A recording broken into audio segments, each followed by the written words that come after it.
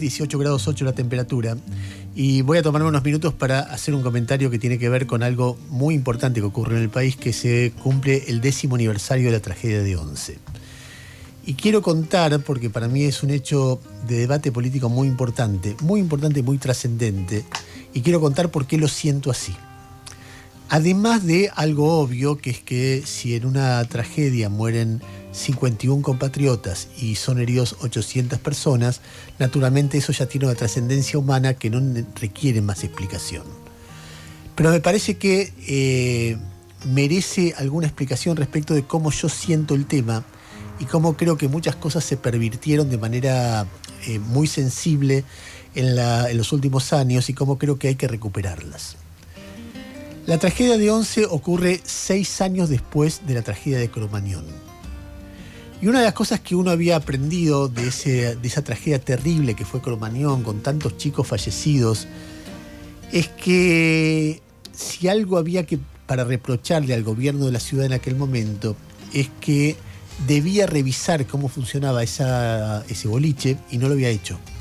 Y que había escuchen esto, una advertencia de la Defensoría del Pueblo de la Ciudad de Buenos Aires diciendo, ojo, hay un boliche, ese Cromañón, donde no se cumplen las normas de seguridad y eso podría generar un problema serio para la vida de las personas que concurren. Ese debate fue muy fuerte y Cromañón ya marcó un tema, una discusión como muy sensible en la política argentina. ¿Por qué? Porque hasta ese momento las personas que luchaban por los derechos humanos, que se sienten progresistas o que son progresistas, denunciaban a gobiernos como el de la dictadura militar o el de Menem, que eran de derecha. Y Cromañón le había ocurrido a un gobierno, entre comillas, progresista, que era el de Aníbal Ibarra. Y entonces en el mundo del progresismo se dividió. Mucha gente dejó de ir a las marchas pidiendo justicia de Cromañón. ¿Por qué? Porque era una forma de criticar a Aníbal Ibarra, y entonces prefería no estar ahí. De hecho, hubo un momento de un conflicto público muy sensible entre los familiares de Cromañón y Estela de Carlotto, que es la presidenta de Abuelas de Plaza de Mayo, donde Estela de Carlotto denunciaba, escuchen esto, que Aníbal Ibarra estaba siendo víctima de un golpe de Estado. ¿Por qué? Porque se pedía justicia para las víctimas de Cromañón. Eso, lo que pasó en Cromañón, fue un anticipo en bajo relieve, o en un tono más bajo de lo que ocurriría unos años después, diría 8 años después, con la tragedia de Once. A ver, a diferencia de Cromañón, donde había un anuncio, un aviso de que se podría pasar, con la tragedia de Once hubo todos los avisos. Cualquiera que manejara esos trenes, que tuviera algo que ver con la administración de estos trenes, sabía que estábamos al borde de la tragedia. Yo les voy a contar, a mí me tocó estar muy cerca de eso, porque como periodista a veces a uno le toca estar cerca de algunas cosas que las ve de cerca, que se transforma casi en un especialista. ¿Por qué? Porque cuando asumió Néstor Kirchner, digamos, antes de la asunción, en la campaña, dijo hay que nacionalizar los trenes. Fue un debate muy fuerte en el principio del 2003, porque habló de nacionalizar algo en un país que era todo neoliberal. Dijo nacionalizar los trenes porque la gente viaja como ganado. Es decir, él había visto el problema. Me acuerdo que lo hizo, no sé si en la estación de Avellaneda o en la estación de Lanús. El tema vuelve a aparecer, creo que en el 2005, 2006, cuando hay una primera rebelión de trabajadores que viajaban en TVA, en la línea del tren Sarmiento, por la manera en que viajaban. Y creo que en ese momento hay algunas pedradas y algunas manifestaciones cuando llegan a Once sobre locales, etc. Y ahí se pone en discusión qué pasaba en ese tren. Y yo me acuerdo de un diputado nacional, ahora se me está escapando el nombre, alguien que fue de la coalición cívica, después se hizo kirchnerista, después dejó Eduardo Macaluce, un tipo que fue 4 años diputado y después volvió a ser docente, un tipo fantástico, de eso que la política pocas veces tiene. Y me dijo, quiero hablar con vos por lo que pasa, él era de zona oeste, por lo que pasa en el tren Sarmiento. Y me contó lo que estaba pasando. Me dijo, mira, hay desinversión, la gente viaja como ganado, todo el tiempo está a favor de... los retrasos son terribles, es humillante para la gente viajar ahí. Y además está el peligro de accidente todo el tiempo. Y me dijo, tenés que hablar con un grupo de gente que son sindicalistas, que son muy honestos, que te van a mostrar todo. Y ese era el Pollo Sobrero. El Pollo Sobrero y la gente que lo rodeaba. Por ejemplo, había una delegada del personal de limpieza que era conmovedora, que después fue diputada nacional, que se llamaba Mónica Slottauer. Y yo fui con cámaras, y vos veías cómo las vías temblaban, cómo los tableros de control estaban todos en cortocircuito, cómo los pisos de los vagones estaban, algunos no estaban, o sea, la gente tenía que esquivar el piso del vagón mientras andaba para no caerse a las vías, cómo la gente viajaba colgada de los andenes, agarrada de los techos, durante días y días y días y semanas y meses, etcétera. Y lo empezamos a mostrar por televisión. Primero fuimos nosotros en periodistas con Marcelo, palabras más, palabras menos, con Esloto, y después gran parte de la televisión mostraba eso todo el tiempo. O sea, no había posibilidad que alguien no viera lo que estaba pasando. Miles de trabajadores viajando en un tren hecho mierda todo el tiempo. Y ese tren podía chocar o podía caerse gente, etc. Pero no es que hubo un aviso de un organismo oficial.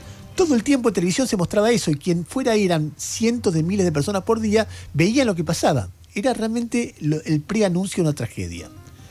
Después hubo 2 o 3 rebeliones más de usuarios, más anuncios de la tragedia, diciendo eso. Y cuando pasaba eso, aparecía el gobierno nacional diciendo: esto es Pino Solanas porque está inaugurando una película y quiere darle prensa, o esto es el Partido Obrero, y daban nombres de gente, detenían personas. Y después decían, además del partido, o es el Partido Obrero, o es Pino Solanas, o es, ¿a quién más acusaron en algún momento? Bueno, el Pollo Sobrero, que incendió un tren, lo pusieron preso un día en una causa armada por el gobierno, y todo eso era preanuncio de lo que estaba por pasar. Después vinieron más preanuncios, vinieron accidentes. Hubo gente que moría porque una vía estaba electrificada, pero el más fuerte de todo fue en Flores, cuando un colectivo se cansó de esperar que subiera una barrera que estaba rota, una barrera, no estamos hablando de un cohete a la luna, una barrera que estaba rota, y en un momento dijo, bueno, paso. Y justo había una curva, y vino un tren y se lo llevó puesto, y hubo 7 muertos. O sea, yo me acuerdo que entrevistamos en palabras más, palabras menos, al vocero de TVA, que venía y explicaba que esto no era por esto, que esto no era por lo otro, pero se sucedían los accidentes. Y después venían los informes de la Sindicatura General de la Nación, los informes de auditoría, que decían, mientras le perdonaban, aplicaban multas que no se le cobraban, y decían algunos informes: si esto no se para a tiempo, va a haber una tragedia. O sea, protestas de los usuarios, coberturas televisivas, accidentes previos, informes, es decir, todos los anuncios de que esa tragedia iba a ocurrir. El día que ocurrió, o sea, hoy hace exactamente 10 años, yo no podía creer porque yo había estado ahí.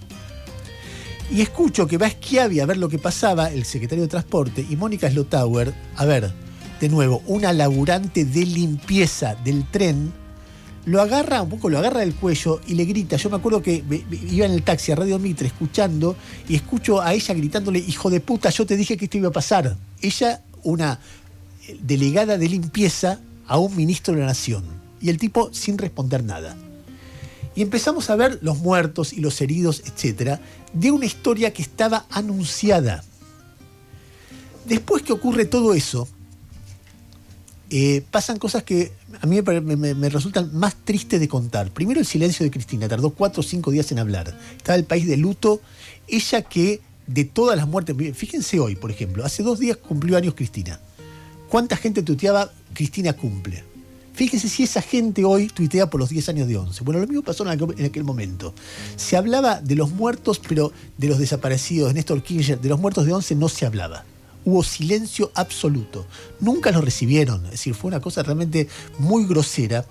Y empezó una operación, que fue una operación realmente de las más miserables que yo vi en política, para cargarle toda la culpa de esto al Motorman, que se llamaba Córdoba, que era un pibe de 26 años, al que le dieron una carcasa vieja, repleta de gente que no tenía que estar ahí porque era más de lo que tenía que haber, oxidada, que de repente, con los frenos que no andaban o que andaban mal, y que de repente se mandó una macana o no, pero era imposible, si no pasaba ese día pasaba el día anterior o el día posterior, y que después, además, en todo el juicio que se hizo, en todas las instancias, de gente que no se la puede acusar de lawfare porque ni siquiera conocen el nombre los que los acusan de eso, llegaron a la conclusión de lo que había ahí era lo que se veía, un tren hecho pelota que al primer estornudo iba a reventar por el aire.